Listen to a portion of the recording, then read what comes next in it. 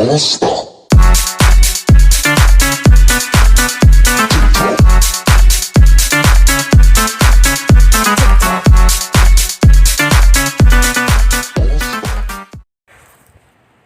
di sini saya akan membacakan soalnya. Berikut ini adalah neraca PTA dan PTB per 31 Desember 2020. Terdapat akun kas di bagian debit PTA sebesar Rp299 juta, di bagian PTB sebesar Rp57 juta.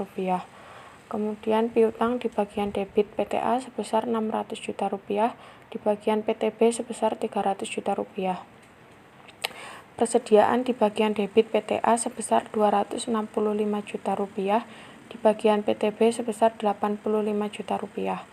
Investasi pada PTB di bagian debit PTA sebesar Rp342.400.000. Kemudian tanah di bagian PTA sebesar Rp180 juta, PTB Rp174 juta. Bangunan dan peralatan di bagian debit PTA Rp450 juta, di bagian PTB Rp140 juta. Kemudian akumulasi penyusutan di bagian kredit PTA sebesar Rp200 juta, PTB Rp65 juta. Utang bagian kredit PTA sebesar Rp850 juta, bagian PTB Rp255 juta. Saham biasa di bagian kredit PTA sebesar Rp875 juta, di bagian PTB sebesar Rp324 juta. Kemudian saldo laba PTA sebesar Rp176.300.000, di bagian PTB Rp76 juta. Penjualan di bagian kredit PTA sebesar Rp239.700.000, di bagian PTB Rp180 juta. Kemudian bagian laba dari entitas anak di PTA sebesar Rp400.000. Keuntungan penjualan bangunan di PTA sebesar Rp50 juta. Kemudian beban pokok penjualan di bagian debit PTA sebesar Rp140 juta, PTB sebesar Rp95 juta. Beban penyusutan amortisasi di PTA sebesar Rp25 juta, di PTB Rp20 juta. Beban lain-lain di PTA sebesar Rp15 juta, PTB sebesar Rp9 juta. Dividen yang diumumkan di PTA sebesar Rp75 juta, di PTB sebesar Rp20 juta. Kemudian di sini terdapat informasi tambahan. Yang pertama yaitu PTA telah melakukan pembelian 90% kepemilikan saham PTB pada 1 Januari 2020 dengan harga Rp360 juta, sesuai dengan nilai bukunya. Nilai wajar kepentingan non-pengendali adalah Rp40 juta, sama seperti nilai bukunya. Yang kedua, selama 2020, PTB melaporkan perolehan laba bersih sebesar Rp56 juta dan membagikan dividen Rp20 juta. Yang ketiga, PTB melakukan pembelian bangunan milik PTA pada 31 Desember 2020 seharga Rp250 juta. Bangunan tersebut diperoleh PTA pada 1 Januari 2011 dengan harga Rp300 juta. Umur manfaat atas bangunan tersebut diperkirakan 30 tahun dan disusutkan dengan metode garis lurus.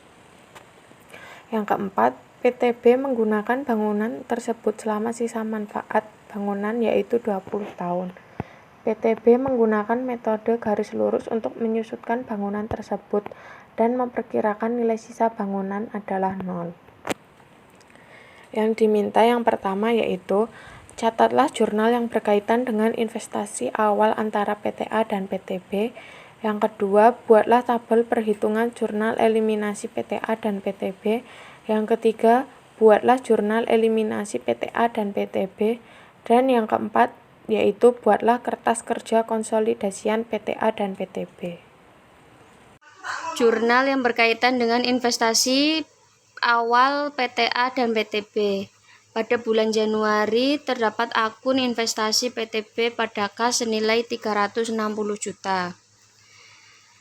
Pada bulan Desember terdapat akun investasi PTB pada bagian laba atas PTB senilai Rp50.400.000.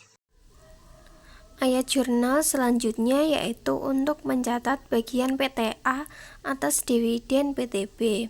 Pada 31 Desember, kas sebesar 18 juta di sebelah debit pada investasi pada PTB sebesar 18 juta di sebelah kredit.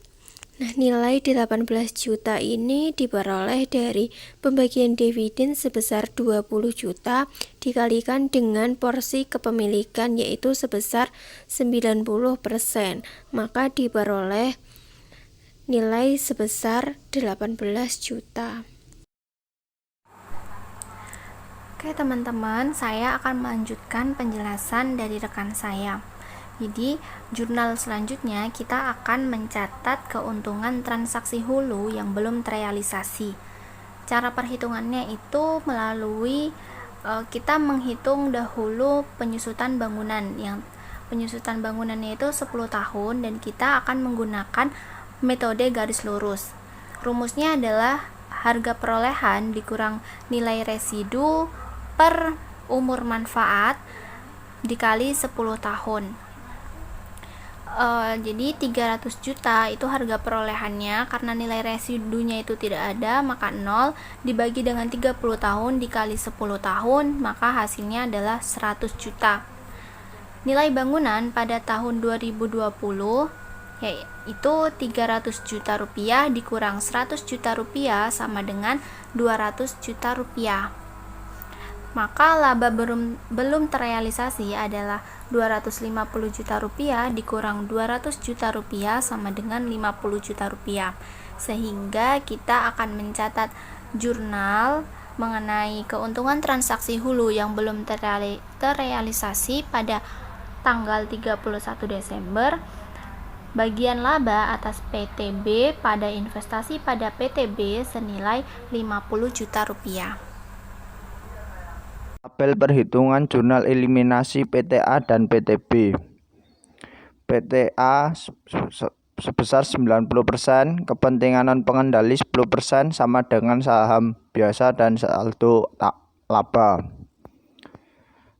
Saldo awal PTA 90% sebesar 360 juta ditambah laba bersih PTA sebesar 50.400.000 ditambah dividen dikurangi dividen 18 juta. Jadi saldo akhir PTA yaitu 392.400 juta rupiah.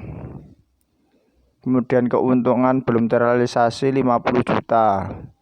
Jadi saldo akhir yang disesuaikan PTA sebesar 342.400 juta rupiah. Bagian laba atas PTB sebesar 400.000. Kemudian saldo awal kepentingan non pengendali 10% yaitu sebesar 40 juta ditambah laba bersih kepentingan non pengendali 5.600.000 dikurangi dividen kepentingan non pengendali 2 juta. Jadi saldo akhir kepentingan non pengendali 10% yaitu 43.600.000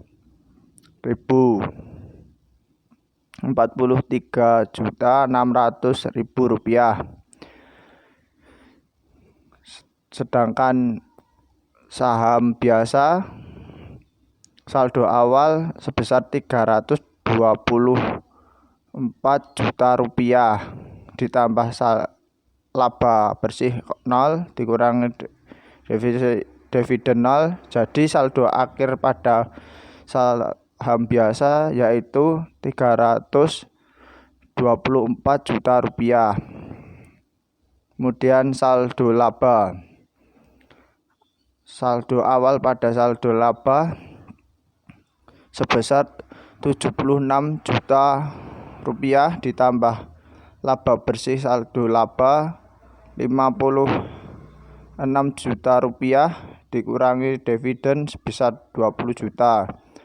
Jadi saldo akhir saldo laba sebesar 112 juta rupiah.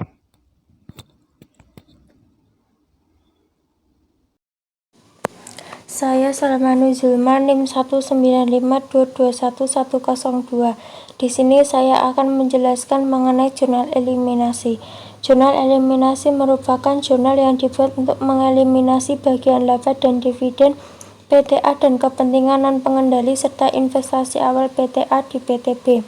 Jurnal eliminasi yang pertama yaitu saham biasa sebesar 324 juta, saldo laba sebesar 76 juta, bagian laba atas PTB sebesar 400.000, bagian laba kepentingan non-pengendali sebesar Rp5.600.000, pada dividen diumumkan sebesar 20 juta, investasi pada PTB sebesar Rp342.400.000, kepentingan non-pengendali sebesar Rp43.600.000, yaitu untuk mengeliminasi ekuitas dan investasi pada PTB.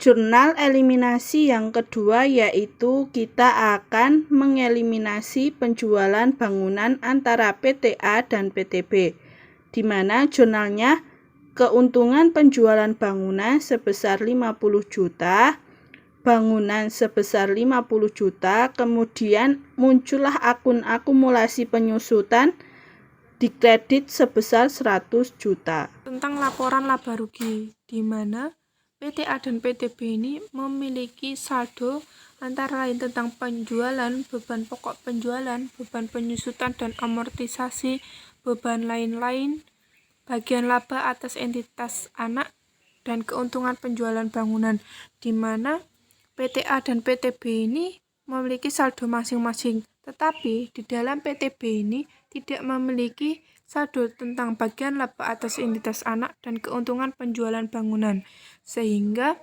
bagian laba atas entitas anak dan keuntungan penjualan bangunan ini dieliminasi untuk menghilangkan saldonya.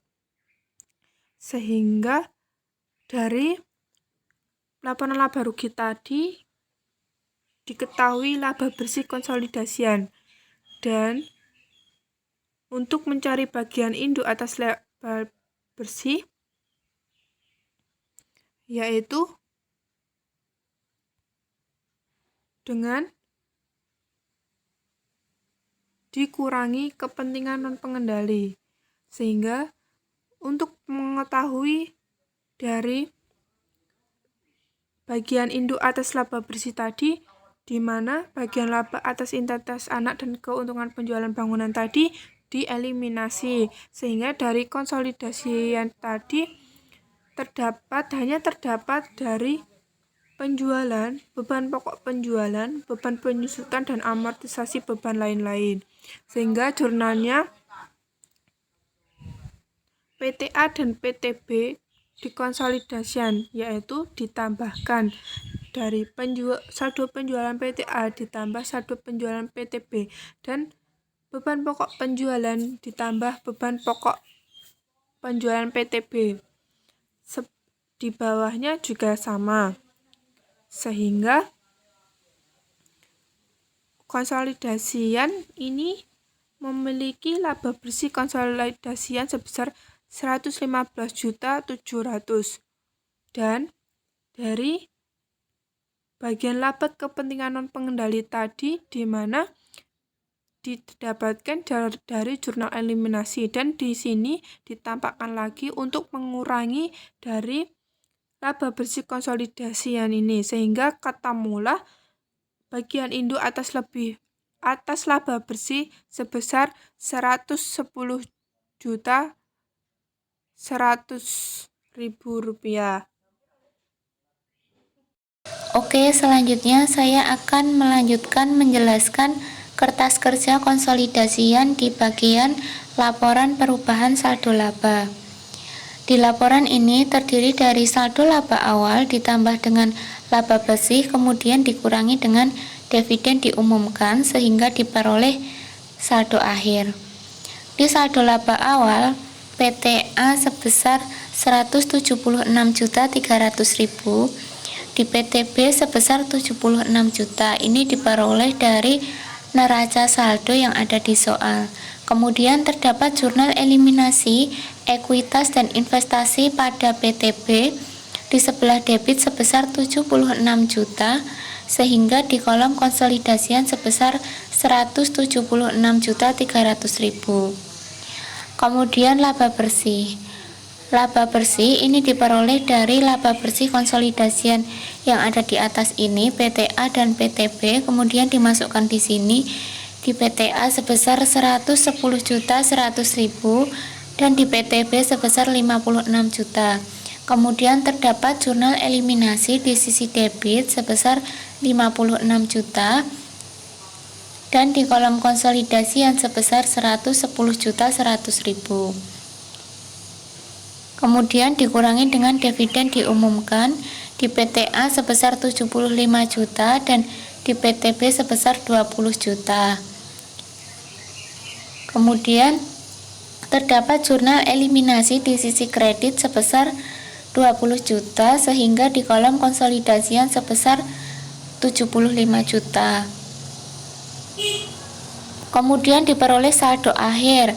Saldo akhir PTA sebesar 211.400.000 yang diperoleh dari saldo laba awal ditambah dengan laba bersih, kemudian dikurangi dengan dividen. Perhitungannya sama, di PTB diperoleh 112 juta. Kemudian di jurnal eliminasi bagian debit sebesar 132 juta dan di bagian kredit sebesar 20 juta.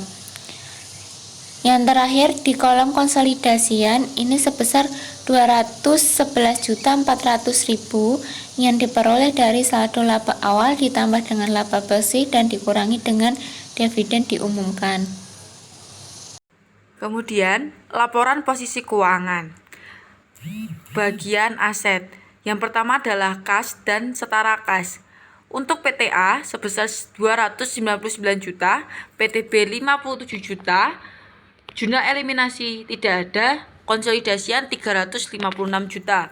Kemudian piutang sebesar untuk PTA 600 juta, PTB 300 juta, jurnal eliminasi tidak ada, konsolidasian 900 juta.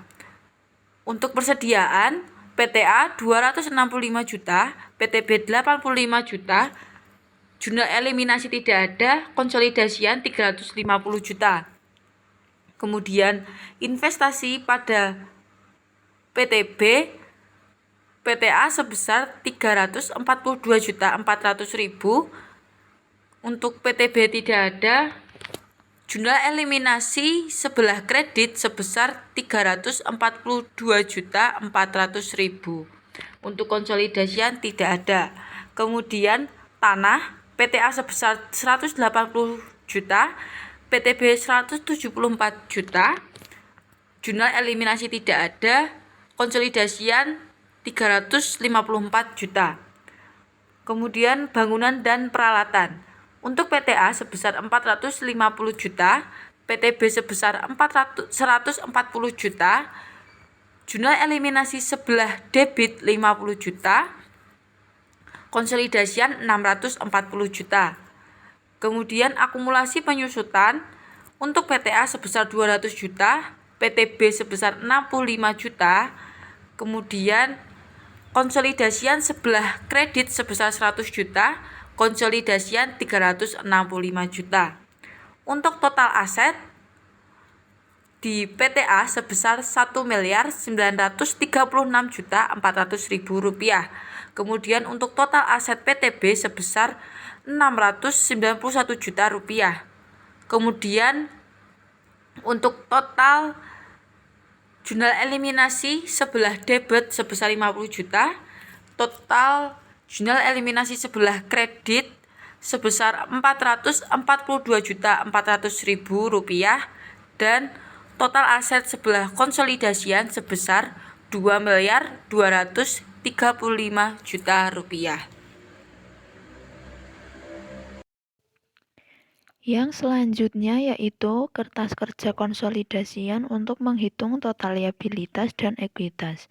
Pada akun utang PTA sebesar 850 juta rupiah, PTB sebesar 255 juta rupiah, saham biasa PTA sebesar 875 juta rupiah, PTB sebesar 324 juta rupiah. Saldo laba PTA sebesar 211.400.000 rupiah, PTB sebesar 112 juta rupiah. Di jurnal eliminasi akun debit terdapat saldo saham biasa sebesar 324 juta rupiah didapat dari PTB dan saldo laba sebesar 132 juta rupiah didapat dari saldo akhir. Kemudian pada akun kreditnya terdapat 20 juta rupiah dan 43.600.000 rupiah. Akun kepentingan non pengendali didapat dari jurnal. Pada bagian konsolidasian,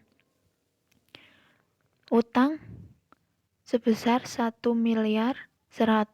juta rupiah didapat dari penjumlahan PTA dan PTB, dan saham biasanya sebesar 875 juta rupiah didapat dari penjumlahan PTA, PTB, dan dikurang dengan jurnal eliminasi. Kemudian saldo labanya sebesar 211.400.000 itu didapat dari PTA, dan 43.600.000 didapat dari jurnal eliminasi bagian kredit kepentingan non pengendali, sehingga total liabilitas dan ekuitas PTA sebesar 1.936.400.000 rupiah, PTB sebesar 691 juta rupiah. Pada jurnal eliminasi pada akun debit sebesar 456 juta rupiah, pada akun kredit sebesar 63.600.000